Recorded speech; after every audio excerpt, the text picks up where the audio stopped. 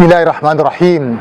Wassalatu wassalamu ala Sayyidina Muhammad an-Nabi Rumi wa ala alihi wa ashabihi wa man tabi'ahum bi ihsan ila yawmiddin, amma ba'd. Assalamu alaikum wa rahmatullahi ta'ala wa barakatuh, chers frères et sœurs dans la foi en Dieu unique. Nous voici très bientôt à la fin du mois de Ramadan et ce mois de Ramadan est sanctionné, sinon est finalement se termine avec cette fête-là que nous appelons l'Eid el-Fitr.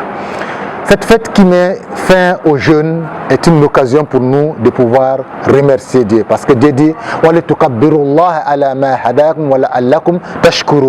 que à l'occasion de cette fête-là, ça nous donne l'opportunité de pouvoir remercier Allah subhanahu wa ta'ala du fait de nous avoir guidés dans la foi et dans le fait de nous avoir permis de jeûner et d'être reconnaissant vis-à-vis d'Allah de toutes les faveurs qu'il nous a accordées à l'occasion de Ramadan. Donc cette fête-là, c'est vraiment d'abord un moment de remerciement. Et c'est pourquoi, à l'occasion de cette fête-là, on porte les plus beaux habits pour montrer à Allah subhanahu wa ta'ala qu'on est content de la faveur qu'il nous a accordée, en même temps qu'on va aller les louer de la plus belle des manières. C'est pourquoi, au matin de la fête, on se purifie correctement, le grand lavage, et puis on porte ses plus beaux habits, oui, mais on invoque Allah abondamment. Justement, on invoque Allah en disant Allahu Akbar, la ilaha illallah, Allahu Akbar, walillahi alhamdu. Une formule parmi tant d'autres par lesquelles on peut louer Allah. Par exemple, en disant Subhanallah, walhamdulillah, wa la ilaha illallah, Allahu Akbar, walillahi alhamdu.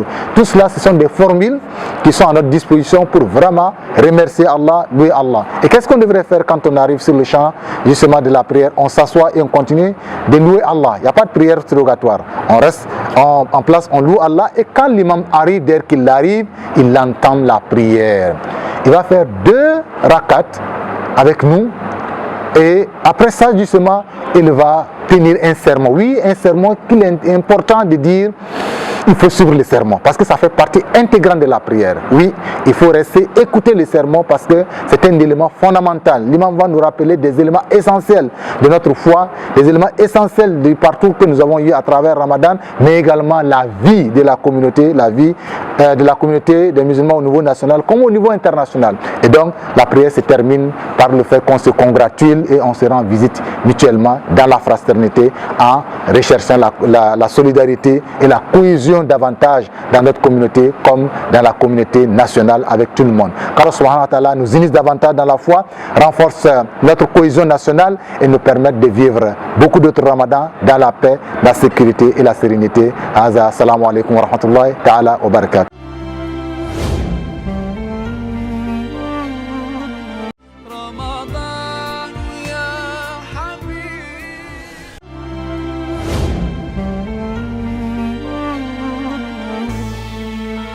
Ramadan.